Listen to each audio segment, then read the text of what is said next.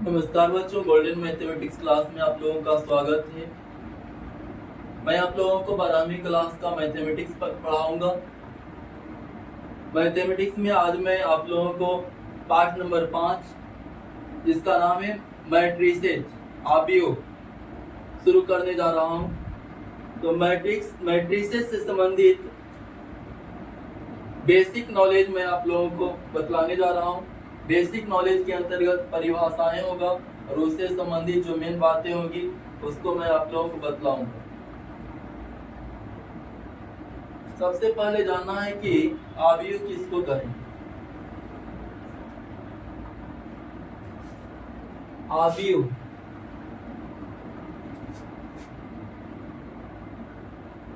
Matrix, वहां plural लिखा हुआ है। आव्यूह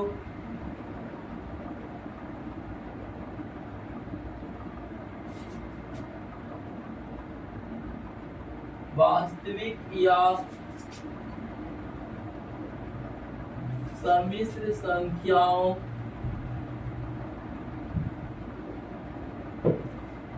या फलनों का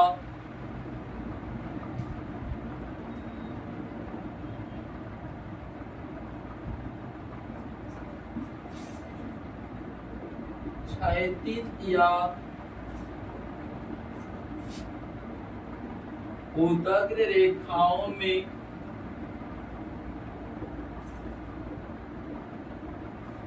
एक आयताकार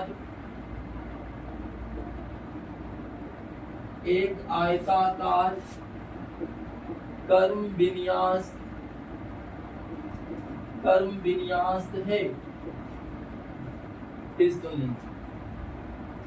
आव्यूह जो है वास्तविक या सम्मिश्र संख्याओं या फलनों का क्षैतिज या ऊर्ध्वाधर रेखाओं में एक आयताकार कर्म विन्यास होता है। फिर से समझेंगे। आव्यूह वास्तविक या सम्मिश्र संख्याओं या फलनों का क्षैतिज या ऊर्ध्वाधर रेखाओं में एक आयताकार कर्म विन्यास होता है। वास्तविक संख्या कहने का मतलब परिमेय संख्या या अपरिमेय संख्या कुछ भी इसमें हो सकता है। सम्मिश्र संख्या पढ़े 11वीं क्लास में, जो आई से संबंधित होता है। फलन sin x cos x e के पावर x, ये सब फलन के अंतर्गत आता है। इन सबों का क्षैतिज या ऊर्ध्वाधर रेखाओं में एक आयताकार कर्म विन्यास होगा, उसी को हम आव्यूह के नाम से जानते हैं। क्षैतिज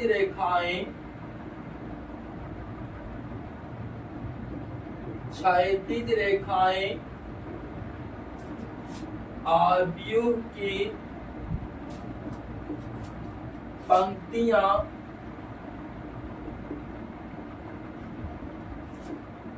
रोज जिसको कहेंगे तथा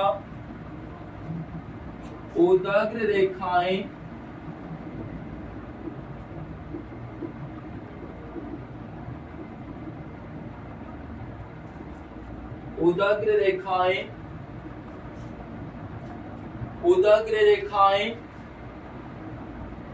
स्तंभ कहलाते हैं। स्तंभ जिसको हम कॉलम कहेंगे, कॉलम कहलाते हैं।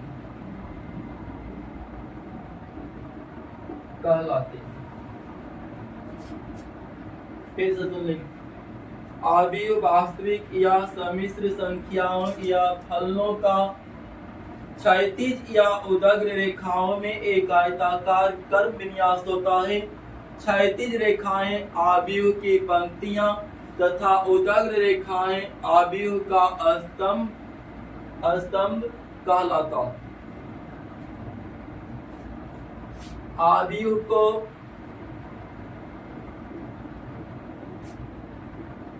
अंग्रेजी के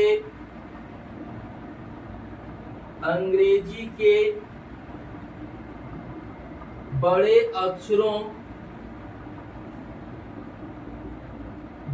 अक्षरों A B C D E F इत्यादि से सूचित किया जाता है। अवयव को अंग्रेजी का बड़ा अक्षर जो A B C D E F इत्यादि से हम सूचित करने का काम करेंगे। अवयव को A B C D E F इत्यादि से हम दिखा सकते हैं।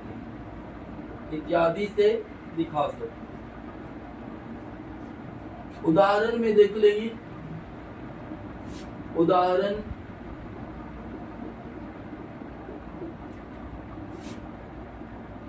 ए बराबर 2 3 4 minus 1 2 3।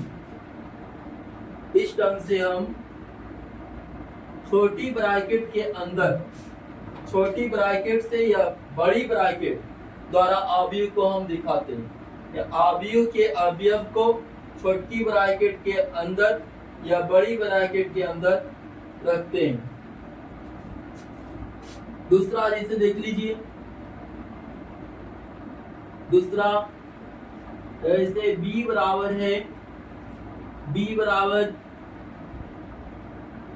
5 7i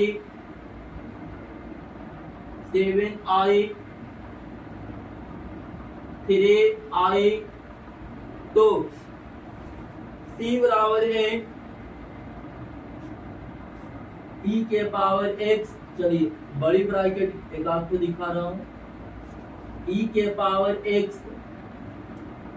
sin x 5 cos x इस ढंग से भी हम दिखा सकते हैं। जब भी अवयव को हम दिखाने का काम करेंगे, अवयव को जब भी हम सूचित करते हैं तो अंग्रेजी के बड़ी अक्षर के द्वारा दिखाएं। बोला कि वास्तविक या सम्मिश्र संख्या। वास्तविक संख्या देखिए 2 3 4 माइनस 1 2 3 5 हो गया 2 हो गया 5 हो गया, ये सब वास्तविक संख्या। सम्मिश्र संख्या जिसमें आई देख रहे हैं ना, वो सम्मिश्र संख्या। फलन यहाँ देखिए e के power x sin x cos x, ये सबको हम फलन के नाम से जानते हैं। तो अवयव को छोटी ब्रैकेट से या बड़ी ब्रैकेट से हम सूचित करते हैं। ये सिर्फ अच्छा लगने के लिए, ब्रैकेट का कोई मान नहीं होता।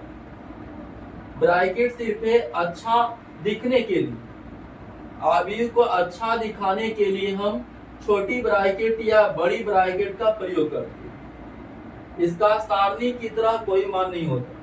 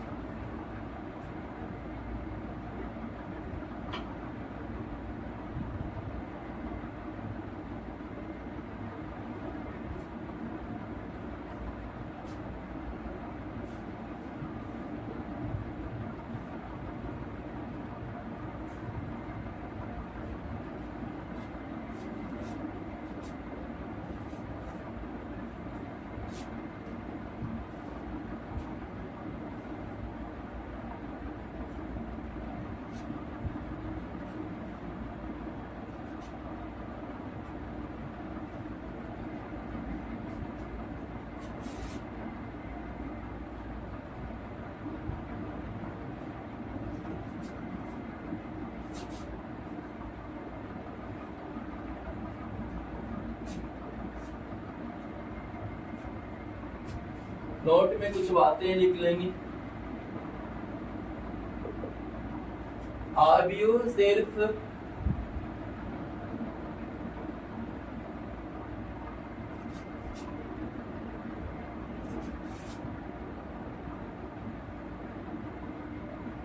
संख्याओं का एक कर्म विन्यास होता है। सारणिक की तरह, सारणिक जिसको डिटरमिनेंट कहते हैं, सारणिक की तरह इसका कोई मान नहीं होता, इसका कोई मान नहीं होता है। सारणी की तरह इसका कोई मान नहीं होता। आयु सिर्फ संख्याओं का एक कर्म विन्यास होता है, सारणी की तरह इसका कोई मान नहीं होता। आयु को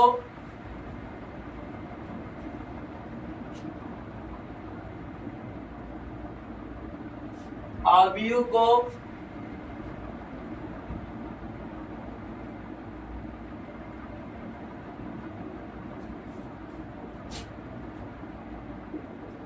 आयु संख्याओं का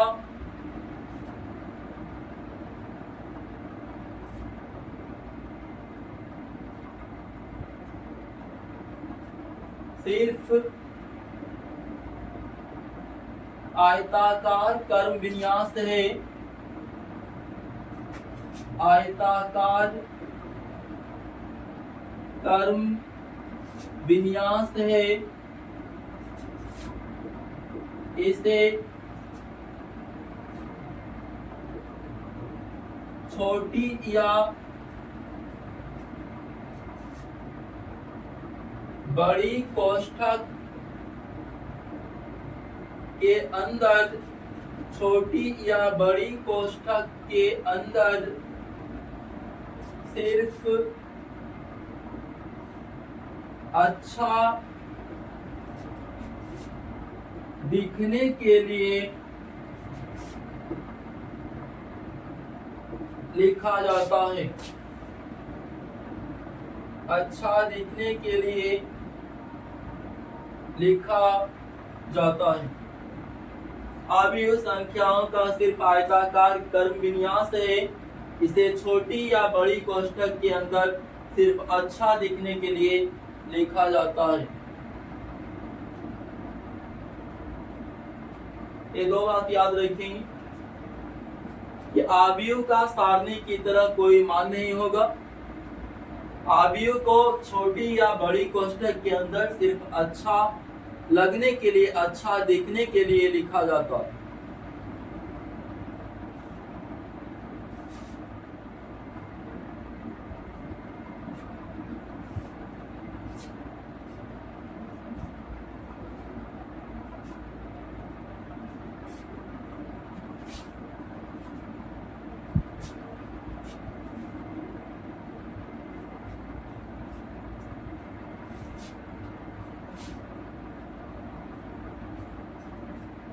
आयु की कोटि जानेंगे। आयु की कोटि, order of matrix, order of matrix. यदि किसी आयु में m पंक्तियां तथा n स्तंभ हो तो उस आयु की कोटि m/n हो जाएगी।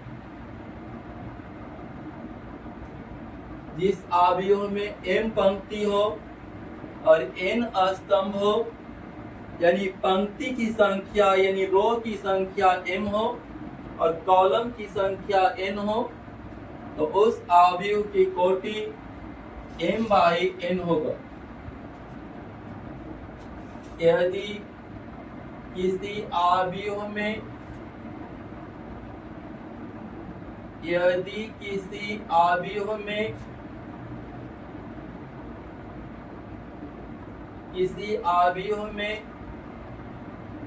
m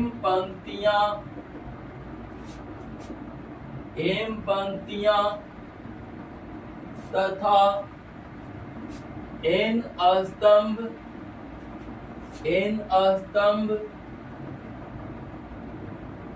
n स्तंभ हो तो उस आव्यूह की कोटि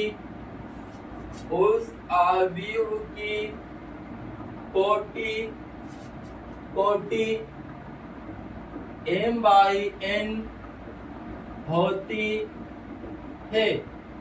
कोटि क्या हो जाएगा? m by n, यानी m गुना n,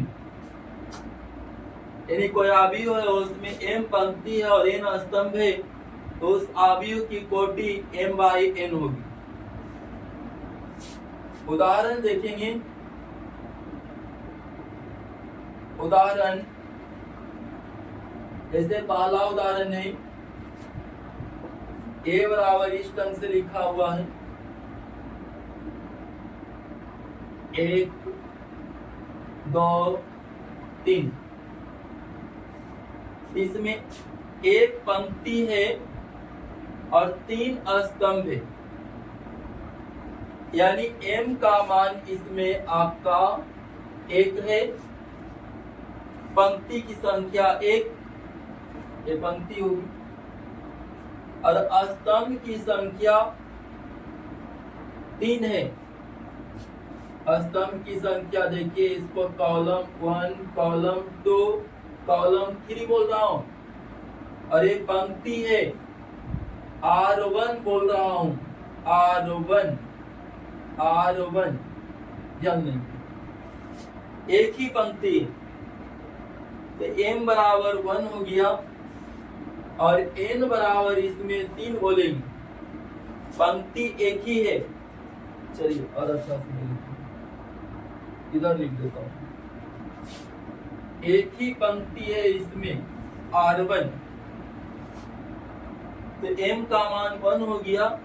कॉलम 3 गो है, n का मान 3 बोलेंगे, तो आव्यूह की कोटि बराबर, इसमें हम बोलेंगे कि आव्यूह की कोटि जो है,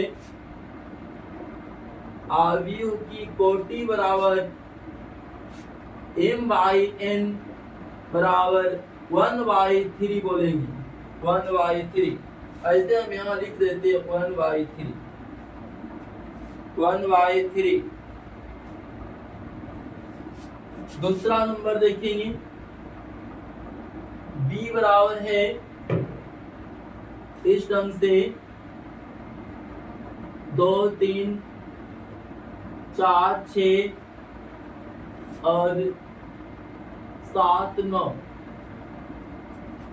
इसमें 2 पंक्ति दिख रहे हैं और 3 स्तंभ है। m का मान इसमें 2 है, 2 पंक्ति, n का मान इसमें 3 है, 3 कॉलम है, 3 कॉलम है, 3 कॉलम है इसमें। तो आव्यूह की कोटि बराबर हो जाएगी, आव्यूह की कोटि बराबर m by n बराबर हो जाएगा 2 by 3, 2 by 3। यहाँ हम लिख सकते हैं 2 by 3, 2 पंक्ति और 3 स्तंभ।